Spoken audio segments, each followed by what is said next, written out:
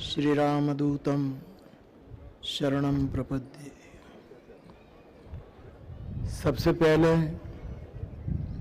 मैं क्षमा प्रार्थी हूँ कि थोड़ा देर से पहुँचा हूँ, क्षमा करिएगा। दूसरी बात, विश्व शांति केंद्र के इस आध्यात्मिक अवसर पर जिसके मूल पुरुष है परम पूज्य मुनि जी महाराज, मैं आपको प्रणाम करता हूँ। हमारे देश के पूर्व राष्ट्रपति आदरणीय कोविंद साहब को भी नमन करता हूँ। पूज्यपाद श्री श्री जी को भी मैं प्रणाम करता हूँ, हरियाणा के सीएम साहब, और मैं सबका नाम नहीं जानता लेकिन सभी को मेरा नमन। अभी फौजी साहब ने एक प्रश्न रख दिया कि सहनशीलता राष्ट्रीय स्तर पर किस रूप में होनी चाहिए, व्यक्तिगत रूप में किस रूप में होनी चाहिए। जगत गुरु शंकराचार्य भगवान ने एक व्याख्या दी है। आपने कहा, सहनम सर्व दुखानाम अप्रतिकार पूर्वकम। अब ऐसा जगत गुरु शंकराचार्य ने कहा कि हमारे ऊपर जो भी विपत्ति आए उसको हम सहन करें, वो दूसरा संदर्भ है। लेकिन आपने जो प्रश्न रखा है उसके बारे में मैं यही कहूँगा कि सहनशीलता देश, काल और पात्र को देखकर सर्वभूत हित, सर्वभूत सुख, सर्वभूत प्रेम के बारे में निर्णय होना चाहिए। देश, काल और पात्र को देखकर ही सहनशीलता का निर्णय हम करें, और वो भी सर्वभूत। हम क्या कहते हैं कि सर्वजन सुखाय, सर्वजन हिताय, सर्वजन पिताय, ये तो बहुत अच्छी बात है। लेकिन हमें जब विश्व शांति केंद्र का उद्घाटन हो रहा है तब सर्वजन में ही सीमित नहीं होना चाहिए। मुझे लगता है सर्वभूत हिताय, सर्वभूत सुखाय और सर्वभूत प्रीताय होना चाहिए। तो सहनशीलता के बारे में निर्णय करना बड़ा मुश्किल है, लेकिन मुझे इतना ही समझ में आया। आपने पृथ्वीराज चौहान का भी दृष्टांत दिया, लेकिन मैं इतना ही कहूँगा कि देश, काल और पात्र को नजर में रखते हुए सर्व का मंगल किस में है, सबका परम हित किस में है, वो सोच करके सहनशीलता से बर्ताव करना चाहिए। आज के इस परम पावन प्रसंग पर मुनि जी, पूज्य मुनि जी बहुत स्नेहादर रखते हैं मेरे बारे में। कई बार आपने मुझे कहा और मैं इस पवित्र अवसर पर आ सका, उसकी मुझे बहुत खुशी है। अहिंसा वैसे तो बहुत पुराने काल में जाएं तो ऋषभ देव जी का भी नाम हम स्मरण कर सकते हैं, गणधर गौतम जी का भी नाम हम स्मरण कर सकते हैं। और इसी श्रृंखला में भगवान महावीर स्वामी तो केंद्र में है, जिसने विश्व मंगल के लिए अहिंसा की बहुत बड़ी स्थापना की। और जिस सदी में हम जिए हैं, देखे नहीं तो उसके बारे में सुने हैं, ऐसे हमारे देश के राष्ट्रपिता महात्मा गांधी, जिसने अहिंसा का शस्त्र, मैं नहीं कहूँगा, कई लोग कहते हैं कि अहिंसा का शस्त्र बनाए, अहिंसा के शस्त्र से हम विश्व शांति। अहिंसा को शस्त्र क्यों कहा जाए, मेरी समझ में नहीं है। अहिंसा एक शास्त्र है, ये शस्त्र नहीं है।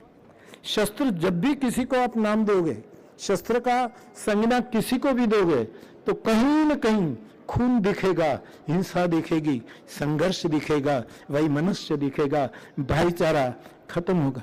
तो अहिंसा एक शास्त्र है, मैंने तो रामचरितमानस की आप सबकी दुआओं से, गुरुजनों से, मेरे भगवान गुरु से प्रेरणा पाकर जो पूरी दुनिया में मैं घूमा हूँ, मैंने 3 ही बात पकड़ी है। मैं बहुत जाहिर में कहता रहता, एक सत्य, दूसरा प्रेम और तीसरी करुणा। मेरी दृष्टि में, मेरे लिए इस सभी शास्त्रों का सार है। मेरा अनुभव कुछ ऐसा कहता है कि जहां भी सत्य होगा वहां अभय होगा ही। पूज्यपाद लोकेश मुनि जी के पास सत्य है, वो मैं कब मैंने समझा कि जब एक सभा में, अभी अभी पूज्य रामदेव बाबा जी ने भी संकेत कर दिया कि एक सभा में सनातन धर्म के विरुद्ध, वैदिक ग्रंथों के विरुद्ध, महापुरुषों के विरुद्ध कुछ ऐसी ऐसी बातें कही जा रही थी। उसी समय इस महापुरुष ने इस सभा से बहुत खतरा मोल करके वॉकआउट किया था। इसका मुझे पता है उसका। तो मुझे लगता है कि जहां सत्य होता है वहां अभय होता ही है। सत्य की संतान है अभय। सत्य के घर कोई संतान पैदा होती है तो उसका नाम है अभय। और दूसरा, मेरी दृष्टि में, मेरे लिए वैश्विक सूत्र है, वो है प्रेम। और जहां प्रेम होगा वहां त्याग होगा। प्रेमी सदैव त्याग करेगा।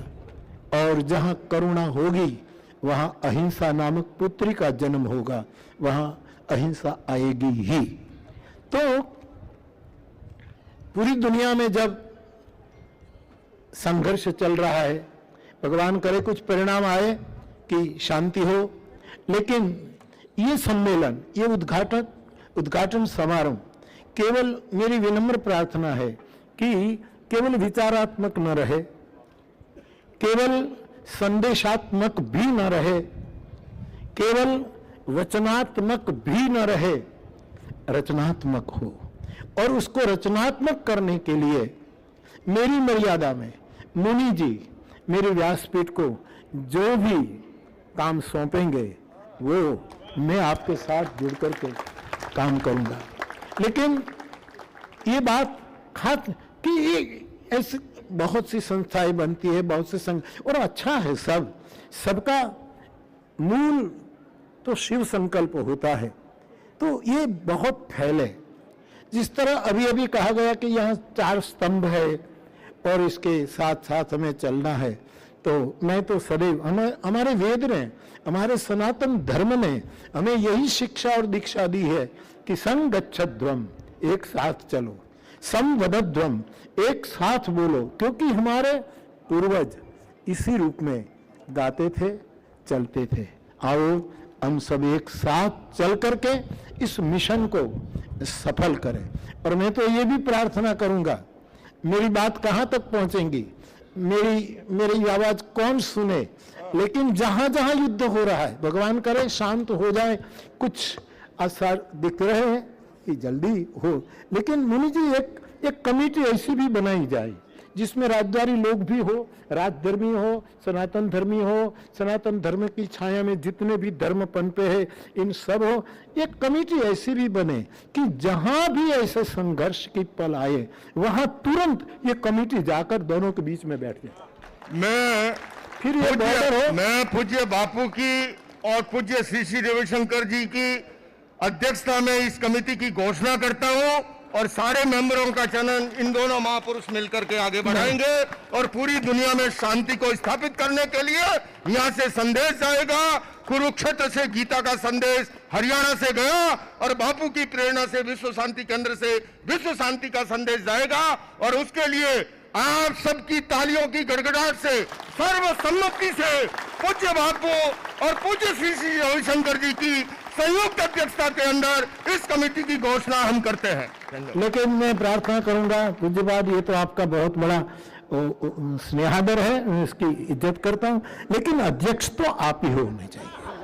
अध्यक्ष हम नहीं बन पाएंगे। आपने नींव डाली है। बिल्कुल गिलेरी की तरह मैं निश्चित रूप से उसमें सेवाएं दूंगा, पर मुझे पता है अपनी दुर्बलताओं का भी। आपकी आवाज कहां तक पहुंचती है मुझे पता है, मेरी आवाज नहीं पहुंचती। मेरी आवाज पहुंचती तो आज इस भवन के निर्माण के बाद 5 करोड़ का लोन खड़ा नहीं होता। आप एक आवाज के अंदर 100 करोड़ औरों के लिए कर देते हैं। इसलिए मुझे पता है पूज्य मोरारी बापू, और इसमें कुछ नहीं चलेगा। अभी आपने कहा कि ये सत्य भी है, अहिंसा भी है, अभय भी है, और सर्वसम्मति जनता जनार्दन के वश में तो आप भी होते हैं। ऐसे के अंदर पुनः कह रहा हूं, पूज्य बापू और पूज्य गुरुदेव की अध्यक्षता के अंदर ये विश्व शांति के लिए कमेटी की घोषणा विधिवत से हो रही है, माननीय रामनाथ जी कोविंद जी के उपस्थिति में, माननीय मुख्यमंत्री जी की उपस्थिति में। लेकिन मैं तो गृहस्थ हूं, त्यागी नहीं हूं, इसीलिए सन्यासी को, त्यागी को, विरक्तों को, गृहस्थ को चाहिए भिक्षा दे। इसलिए मैं अध्यक्ष पद मुनि जी को वहरा रहा हूं कि आपकी जोली में मैं अध्यक्ष पद डाल रहा हूं। हम आपके साथ जरूर होंगे। हम इसको सहमत करते हैं बापू जी।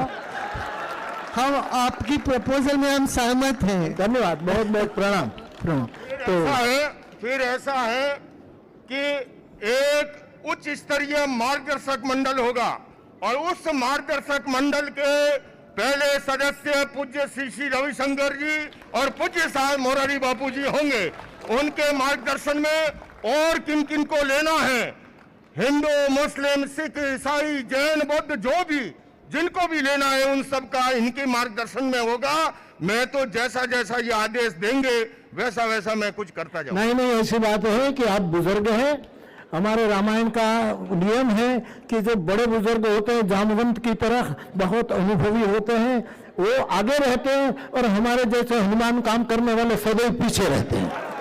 तो हम पीछे पीछे आपके आएंगे। और हनुमान की जरूरत है। एक व्यक्ति गया राम जी के मंदिर में, एक मेरी पत्नी खो गई है, कृपा करो मिल जाए। बोले गलत जगह आ गया, तू जा हनुमान जी के पास, उन्होंने मेरी वाली भी ढूंढी थी। तो आज हनुमान की जरूरत है। ये शांति को ढूंढने के लिए पूज्य बापू की और पूज्य श्री श्री की जरूरत है। तो आप जरूर इसके लिए हमें आदेश करिएगा, और उसमें विलंब नहीं करिएगा।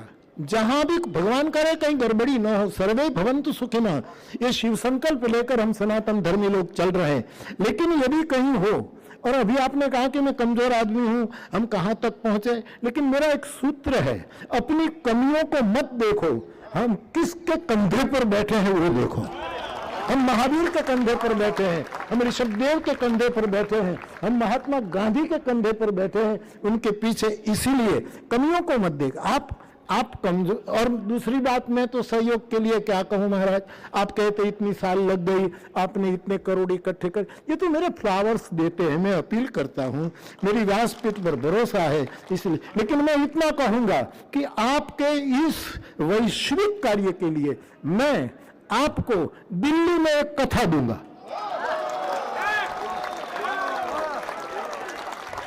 नौ दिन की राम कथा दूंगा, और इसमें आप जो भी कलेक्शन, और यजमान भी मैं ला दूंगा कि आपको एक पैसे का खर्च नहीं है, अथ से ईटी तक सब कुछ, वो जो मनोरथी बनेगा वो कहेगा, केवल आप इकट्ठा करें इस विश्व शांति के लिए, तो वो आप करिएगा। तो मैं और तो क्या दे सकता हूं, एक गृहस्थ साधु के नाते आपकी जोली में एक कथा देता हूं, और आप जब जब कहेंगे, इतना जरूर प्रार्थना करूं कि कोई भी कार्यक्रम बनाए तो थोड़ा मुझे आगे से अवगत करिएगा, ताकि मैं वचन जिसको देता हूं तोड़ नहीं पाता, वो आप भी जानते हैं, ताकि मैं इस मंगल कार्य में सहयोगी बन सकूं। इतना ही कहकर आओ हम सत्य, प्रेम और करुणा के मार्ग पर अभय प्राप्त करें, त्याग की उद्घोषणा करें, और करुणा के द्वारा अहिंसा का स्थापन करें। आप सभी को मेरा प्रणाम, धन्यवाद।